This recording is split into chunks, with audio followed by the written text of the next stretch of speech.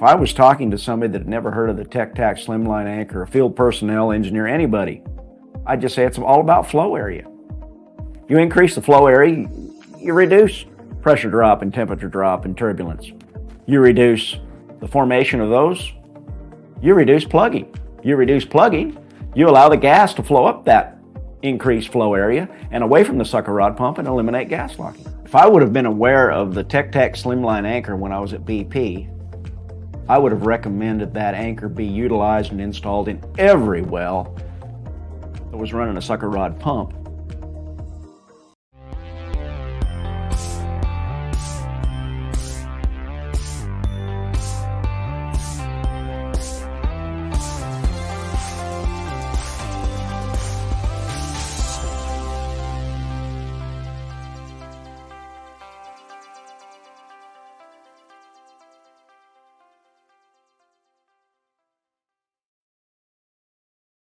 Welcome and thank you for joining us today for this SPE Tech Talk with TechTAC. I'm your host for this broadcast, Joe Sinnott, and I'm excited to dive into the topic of gas lock, which is a condition in pumping and processing equipment where free gas interferes with the proper operation of valves and other pump components, preventing the intake of fluid. According to industry research conducted by SPE members, gas locking has been a problem accompanying the ball and seat sucker rod pump ever since its inception in the oil industry. And that problem can cost operators tens of thousands of dollars or a whole lot more in reduced production and in workover expenses. We're joined today by TechTAC to highlight the causes and consequences of gas locking in rod pump systems, as well as possible solutions for reducing or eliminating the occurrence of this common downhole challenge. And as we discuss how to keep wells flowing today, please keep in mind that we want to keep your input flowing as well. So please don't keep your questions and feedback about today's topic locked up. Instead, use that comment box freely, take advantage of this live broadcast, and our experts will answer as many of your questions as possible later in the show. Two other great ways to interact with today's broadcast are: one, to let us know where you are watching from, and two, to answer today's audience poll question, which is, which of these issues have you encountered in the wells you design or operate? A gas-locked rod pump, B, a stuck anchor, C, an anchor that's difficult to set or won't set, D, all of the above, or E, none of the above.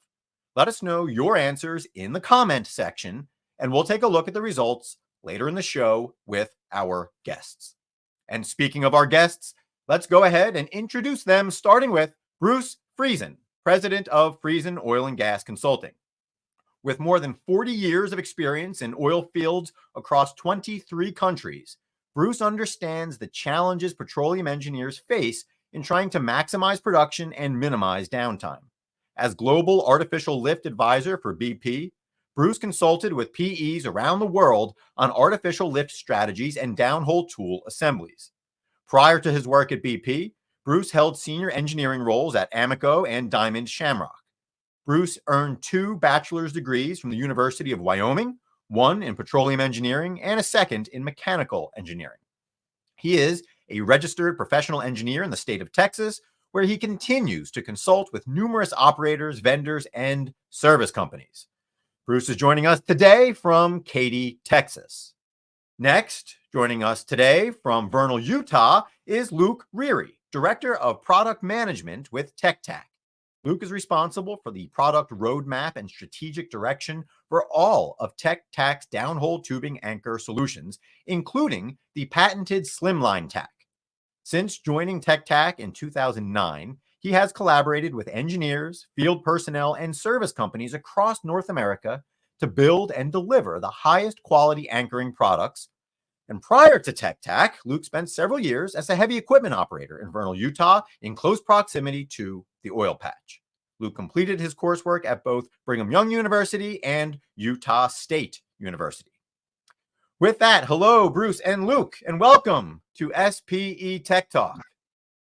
Welcome. Thank you. Good to be here. All right. Well, we are excited to have you both, but if we would, let's turn to you, Bruce, to kick things off by setting the stage and explaining to us what causes a rod pump to become gas locked. Well, it's one of the most nagging problems related to sucker rod pump artificial lift in the oil patch. It's like you mentioned earlier, Joe, it's since its inception, a reciprocating rod pump is susceptible to gas locking, which when gas enters a rod pump, the gas becomes trapped because it's compressible. That's the key. Gas enters the sucker rod pump and gets trapped in the barrel of the pump below the plunger, and effectively gas locks the rod pump between the two valves, the traveling valve and the standing valve, and not letting the standing valve and the traveling valve to work properly and exit fluid and gas into the tubing and then to the surface. You effectively are just compressing gas, and that's all you're doing, because gas is compressible. When you're compressing gas, the valves don't operate properly.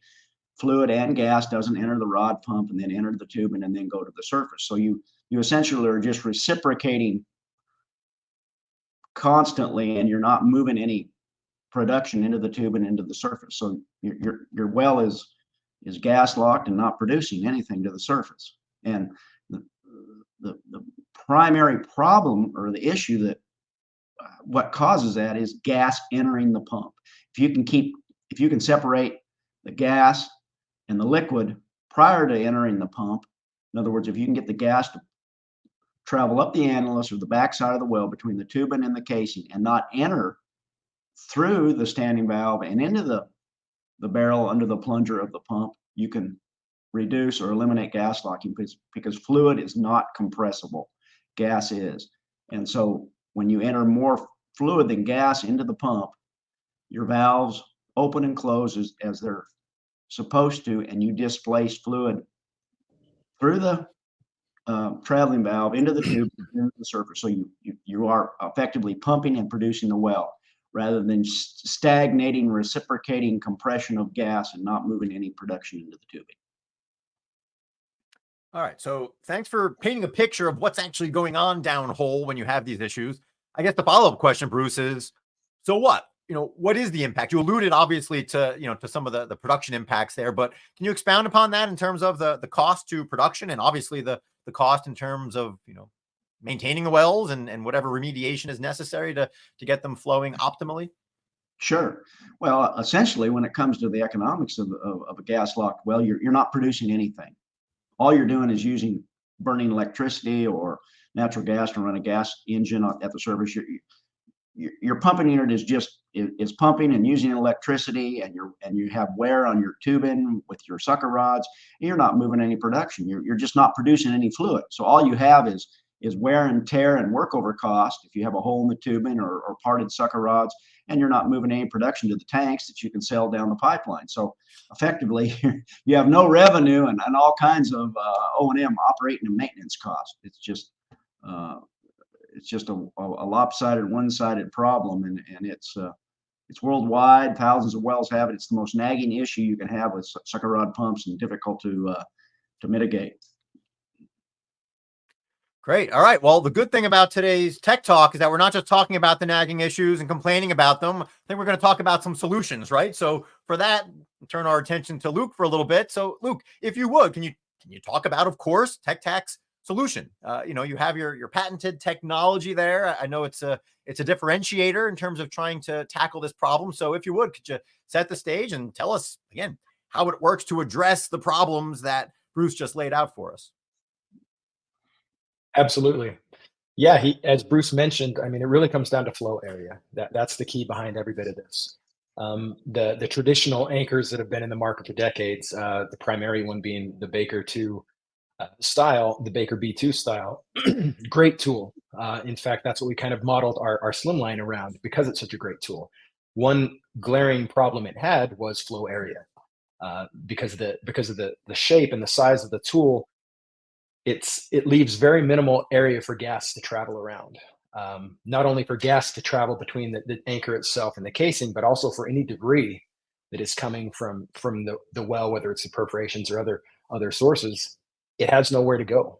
There's no flow area. So typically what ends up happening is those debris and sand and whatnot will accumulate on top of the anchor.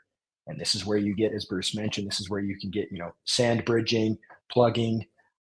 Well, if there's plugging on top of the anchor, the gas simply has nowhere to go. It can't go up because now that's plugged off. The only place it can go is through your pump.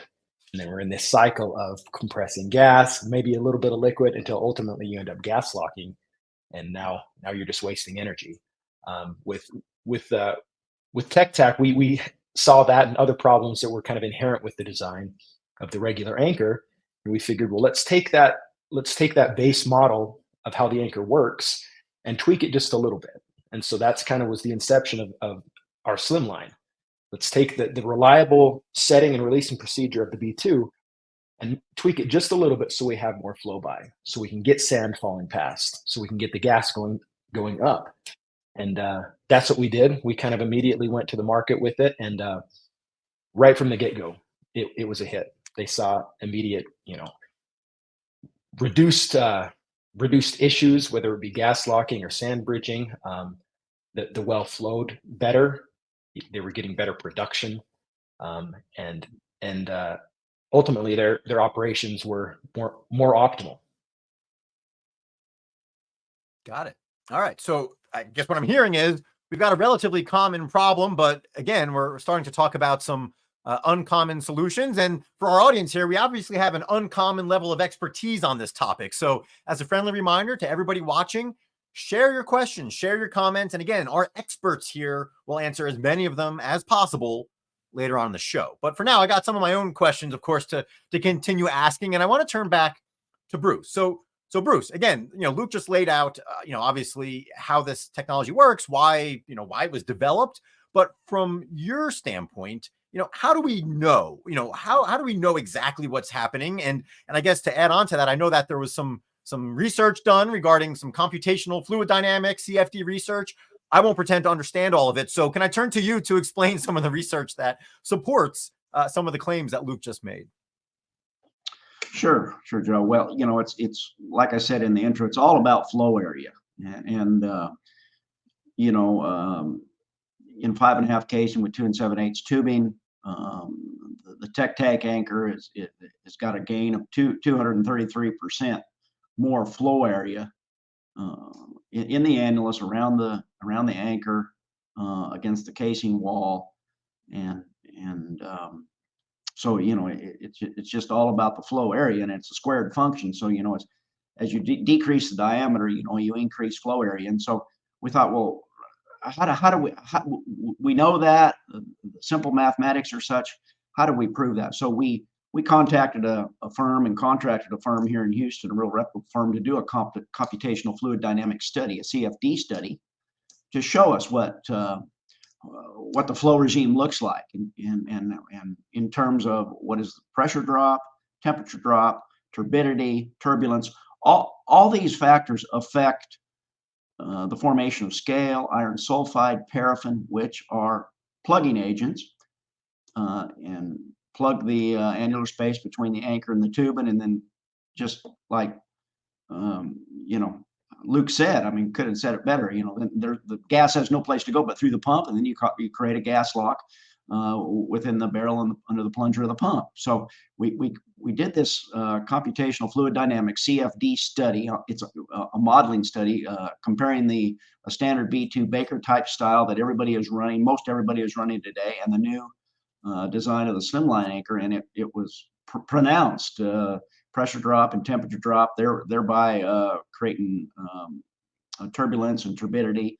Then in turn, that creates the formation of scale. Anytime you have a pressure and temperature drop, you have the opportunity to plate out scale or iron sulfide and paraffin as you have a pressure drop and a cooling effect. So the CFD study, and we have quite a bit of data on this. If anybody wants to really drill down into all the data, this is just a sample slide that's on the screen showing the graphical. I call it a cartoon, but it's more than that. You can definitely see the difference in pressure drop based on the color coding of the scale there. But we mathematically modeled that CFD and showed that we did have pressure drop, we did have temperature drop, and quite a bit of increase in turbulence and turbidity, which plates out all these nasty things that can plug that area around the anchor and cause gas locking in the rod pump, and also stick and hang up the anchor in a well, and then you have a six-figure fishing job. So there's multiple benefits to running the slimline, but it's all about flow area. It's all about getting the gas around the anchor rather than have all this turbulence and get the debris, as Luke mentioned, not setting on top of the anchor. So there's just and you can set the anchor above the perforations, or you can actually set it below the perforations. You have a lot of variability and options when you run your tubing string. You can run your tubing string very deep. The anchor sets very quickly. That's another benefit. So there's just a ton of benefits from running this anchor. Great. Well, I trust that there's a ton of benefits. You both have done a good job of setting the stage for the problem that's out there, the known problem, and some of the theory and the proof behind why this all works. But knowing our audience here on Tech Talk and knowing how skeptical they could be, Luke, can you share some actual case studies of where operators have been able to eliminate or mitigate gas lock with this technology? Absolutely. Yeah. Bruce kind of touched on several different issues there, and I'll just focus on a few of them. From its inception, one of the main problems they were having is they just immediately with a regular Baker style anchor, they were starting to get decreased production, increased gas locking, or gas in the pump. So when we showed them the slimline design, not only did it give them more flow area around the tool, but as Bruce mentioned, they now have additional options on where to actually set the anchor. From the beginning, it's always been kind of a big no-no to put an anchor, not only below the seat nipple, but below the perforations. I mean, that was a joke. Are you kidding? You're going to get stuck. You're going to get sand all over the anchor. You're never going to be able to get it out. In fact, one major production company we began dealing with in Texas, that was their issue that they were having. They had, several thousand feet of perforation. So they had two options. Well, we can set an anchor above the perforation and then have basically 3,000 feet of unanchored tubing, which is going to reduce your efficiency of the pump. Or we could risk putting a regular anchor below the perforations. And they chose to do the latter. And they just kind of planned into their budgeting about one in every 15 to 20 of these wells, we're just going to have to cut over. That's just, it was already built in. It's like, yeah, we know we're going to have to cut over it, which as the slide showed earlier, this can be tens of thousands of dollars or more to cut over a traditional, Baker style anchor. So that was the issue they were having. We thought we had the solution. We showed them the slimline, and immediately those problems all but disappeared. They were able to put the slimline below the perforations, anchor the entire string. There was no more sand bridging. All the dirt and the nastiness that came out of the perforations was able to fall past our slimline instead of accumulating on top of it. And you with the anchor now below the perforations, there's literally zero block from the anchor, because instead of acting like a choke inside the well, now the anchor is clear below the perforations, so it's getting free flow from the perforations. Gas goes up, fluid goes down, everything works as it should. One customer, large production company, they had a well. This, again, these are anecdotal, very specific, but they had a well that had to be pulled every 3 months because of scale. There was such major pressure drop right at the anchor that it was scaling up within 3 months. They'd have to pull the well. All they did was put in our slimline anchor. They were able to put it lower, and then that same well did not need to be pulled for 2 years. And that was kind of the cycle of that well. And literally, there's dozens of others, and I could go on and on. One benefit that we haven't touched on, but is a pretty major benefit is, what if something gets stuck? I mean, we're not saying that the slimline never gets stuck. You'll never have to cut over it. That's kind of inherent in every well. But because of the design of the anchor, of the slimline anchor, you're only having to cut over a few small portions of the anchor before you can get it to release. Whereas with a Baker style or any of these other styles, you're basically having to cut over the entire housing before you even get to the slips, which I'm getting in the weeds a little bit here on the specifics, but these can take days or weeks to fish over. This same company that started running our slimline had one of our slimlines get stuck. They just had some serious issues. From the time they got to the anchor to the time it was completely cut over and released was 20 minutes, which is pretty remarkable. Instead of days or weeks, it took longer for them to actually rig up and get down to the anchor than it did to cut over the anchor. And that's, of course, less downtime, quicker back to production. So it's a whole chain of events. So we have dozens of these kind of stories, and would be happy to pass any of these on to anybody if they were so inclined. Great. Well, again, if there's one thing that I know about our audience is we like hearing about problems, and they certainly like thinking of different ways to solve them more quickly and more efficiently, which is what you just laid out. So again, to our audience, take these gentlemen up on their offer. If you're looking for more details, examples, stories, data, reach out, and they'll both be happy to share. For now, though, let's turn our attention back to our audience, because early on we asked the poll question of them about the problems that they're seeing. And again, Luke, you obviously just stepped through a couple of those common problems and solutions that TechTAC has helped address there. And it looks like, so again, we asked about what typically they encounter. So gas locking, stuck anchor difficult to set or won't set, all of those options or none of those options. And we got a couple different answers here. It looks like a surprising number of people apparently don't have problems. So I guess my question for you both is, what would you expect to see here? Are there companies that somehow get away with this and don't see these issues? Or is this somewhat anomalous here in terms of these poll results? Well, I just have to assume they're running slimlines already. That's kind of my initial reaction. So good job, everybody. Well done. No, I mean, if you have a well that's performing, and a lot of these, it all depends on the makeup of the well. I mean, there's so many different styles. And again, one of the benefits of the slimline is you can put it in numerous places you wouldn't even dare put it before. You can now put it. A lot of pumps, often don't even need an anchor because they're a little more shallow. But these are issues that are very, very common, whether it's gas locking or, the scale buildup. Anybody that has, kind of a history of wells is going to eventually run into these problems. Kind of like the BMX rider, have you ever wrecked on your bike? If the answer is no, well, you haven't rode your bike long enough. And it's kind of that way with anchors as well. You're eventually going to run into some of these problems. So even if it's just kind of getting it out there and, hey, there is a solution to this, and working a little more proactively, that's where TechTAC comes in. Got it. So I guess let me ask this as a follow-up.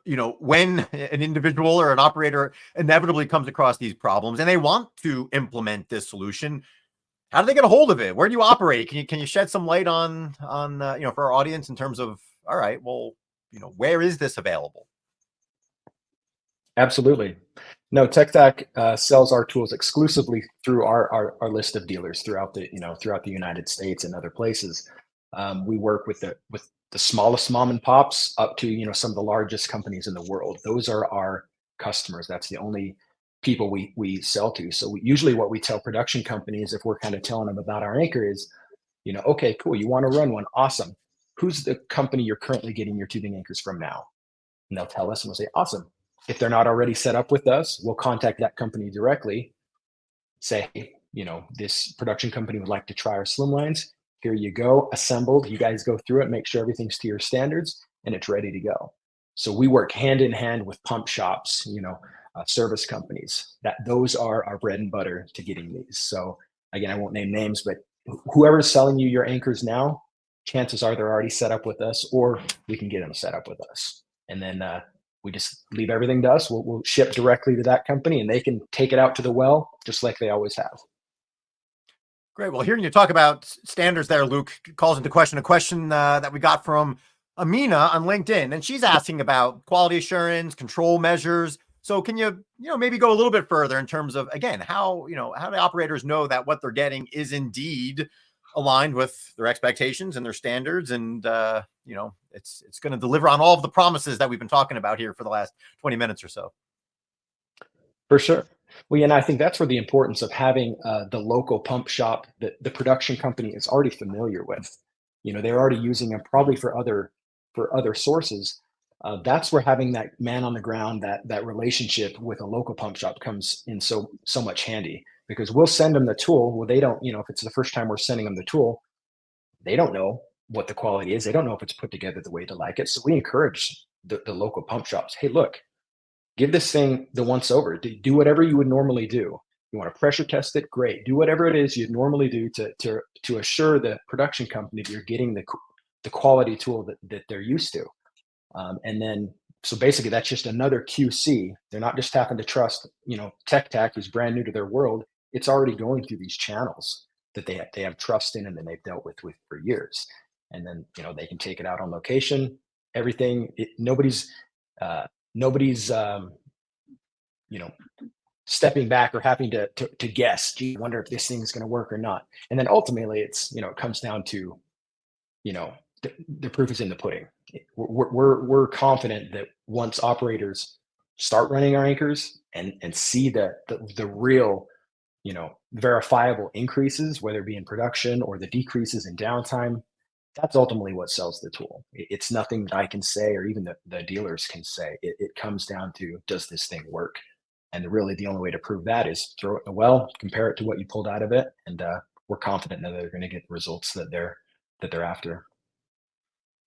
Got it. Well, that being said, given your confidence in the results, and obviously, all the various instances of this delivering results, we have a follow-up question or comment from Amina that basically asks, and again, I can read it word for word here, but I think essentially she's asking, hey, if this makes so much sense, should we not just make this the standard? Should we, should operators not just go with this from the get-go and potentially avoid some of these headaches?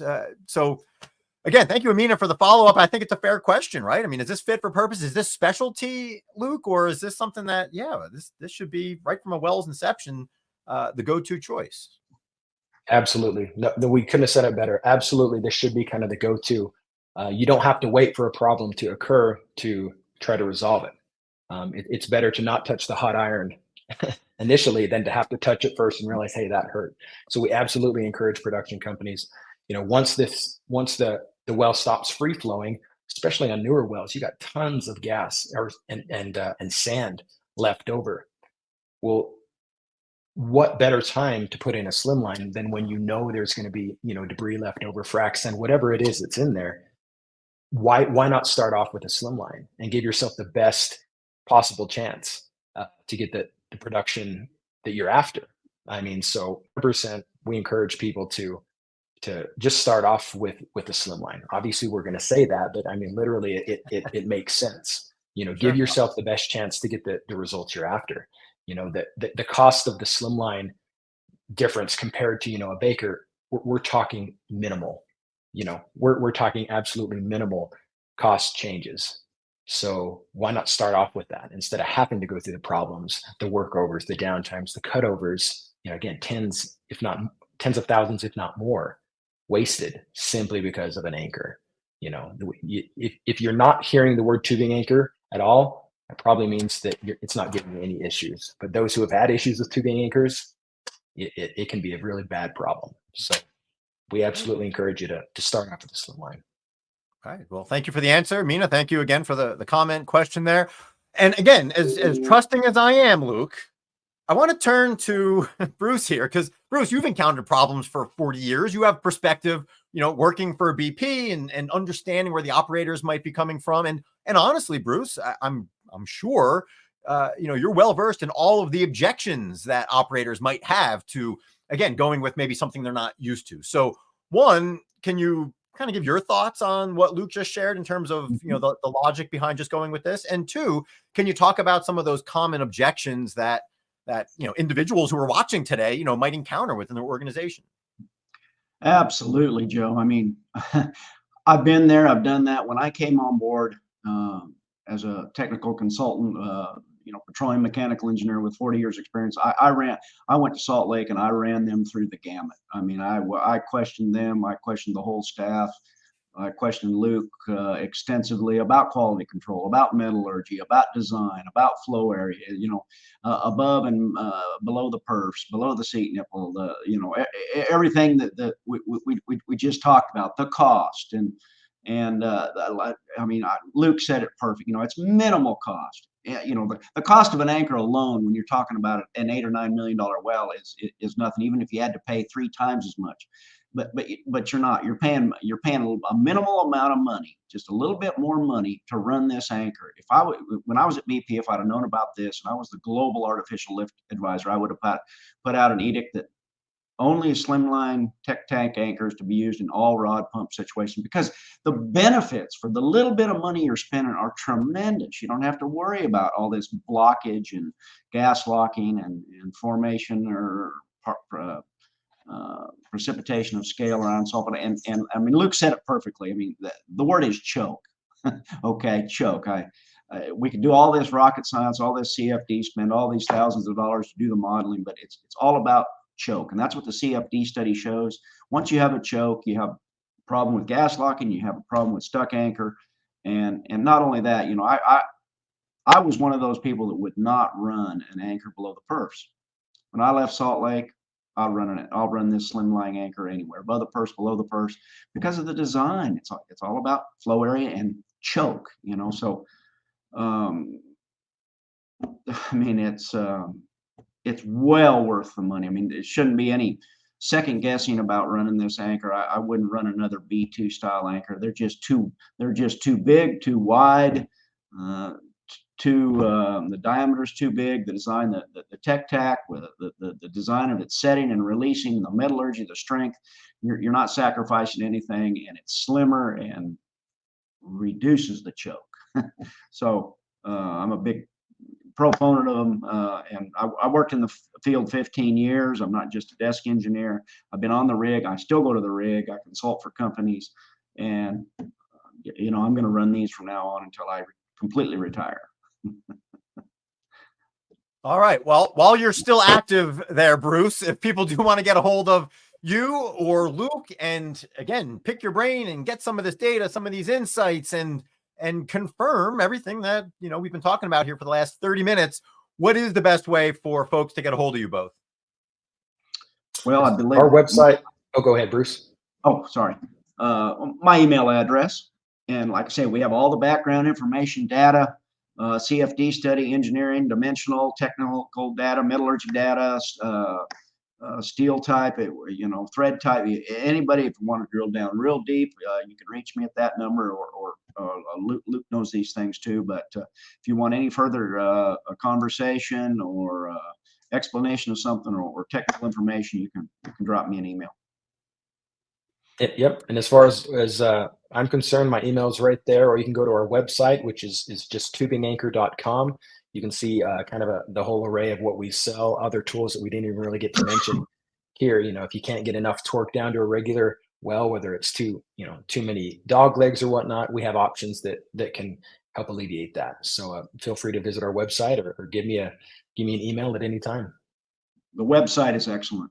It really is. That's a lot of good information there, and you have to kind of drill down if you at different places, and you can get all kinds of. That's glad you mentioned that, Luke, because that website is excellent. Great. All right. Well, for our audience there, you heard the invitation. Reach out, check out the website, keep the conversation going. Again, unfortunately, while there's no doubt we can keep talking for a couple hours here, we are coming to conclusion. So with that, let me thank you, the audience, first and foremost, for hanging out with us today and asking your questions and offering your input. Obviously want to thank Luke and Bruce for all of your insights and input. Certainly want to give a special thanks to TechTAC for making today's conversation possible and helping again to enlighten our Tech Talk audience here on strategies for eliminating gas locking in rod pump systems. If you or anyone wants to watch a replay of this conversation, you can do so by heading over to the SPE Energy Stream, the industry's digital pulse. Visit streaming.spe.org. I'm your host, Joe Sinnott. Join us again next time right here on SPE Tech Talk. In a rapidly evolving energy industry, you need to stay ahead of the curve with relevant content available when and where it's convenient for you. You need the upgraded SPE Energy Stream, the global platform for high-quality content with the energy industry. Fuel your energy career with Energy Stream's sleek new look and easy access to top-quality technical solutions, insights and innovations, trending topics, thought leadership, market outlooks, and education. From original programs to exclusive SPE event highlights, this exciting, easy-to-navigate platform features insightful content delivered live and on demand. Explore insights from industry thought leaders. Then save the videos that interest you and watch them at your convenience. Be at the forefront of energy knowledge and explore the newly updated SPE Energy Stream now.